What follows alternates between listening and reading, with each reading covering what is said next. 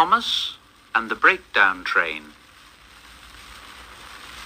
Every day, the fat director came to the station to catch his train, and he always nodded to Thomas and said, "Morning, Thomas."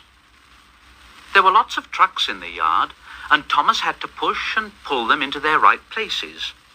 He worked hard. He knew now that he wasn't so clever as he'd thought, and he wanted to learn all about trucks so as to be a really useful engine. But on the siding, by themselves, were some trucks that Thomas was told he mustn't touch. There was a small coach, some flat trucks, and two queer things his driver called cranes.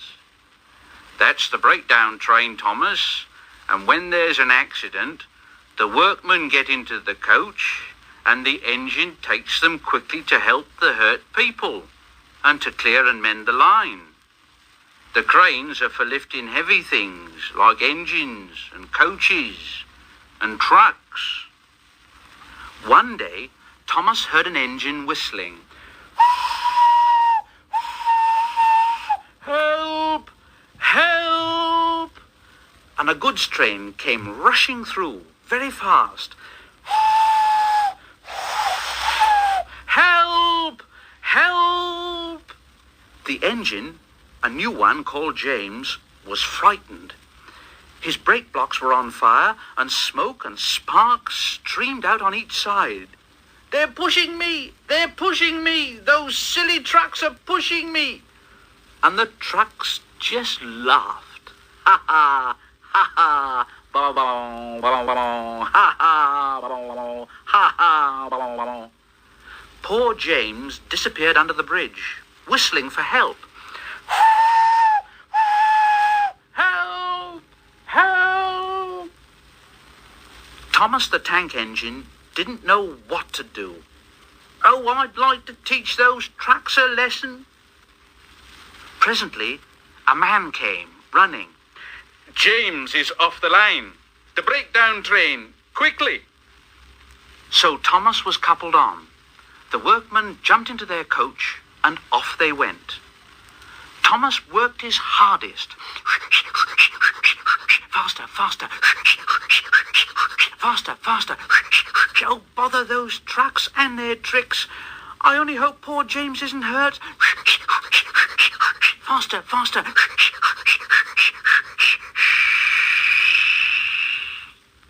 They found James and the trucks at a bend in the line.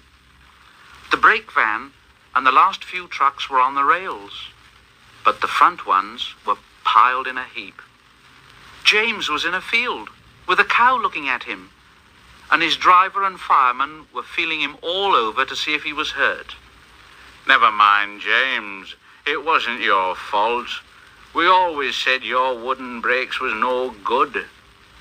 Thomas pushed the breakdown train alongside. Then he pulled the unhurt trucks out of the way. Oh dear! Oh, don't hurt us, Thomas! Don't hurt us, Thomas! It serves you right! It serves you right! He puffed backwards and forwards all the afternoon, and he scolded the trucks. "This'll teach you a lesson! This'll teach you a lesson!" And the trucks answered in groany, creaky sort of voices, "Yes, it will. Yes, it will. Oh." Then, when they put James back onto the rails, he tried to move, but he couldn't. So Thomas helped him back to the shed. The fat director was waiting anxiously for them. "Well, Thomas, I've heard all about it, and I'm very pleased with you. You're a really useful engine. James shall have some proper brakes and a new coat of paint, and you shall have a branch line all to yourself." "Oh, sir, thank you." Now Thomas is as happy as can be. He has a branch line all to himself and puffs proudly backwards and forwards with two coaches all day. He's never lonely, because there's always some engine to talk to at the junction. Edward and Henry stop there quite often and tell him the news. Gordon is always in a hurry and doesn't stop, but he never forgets to say to Thomas, and Thomas in return always whistles,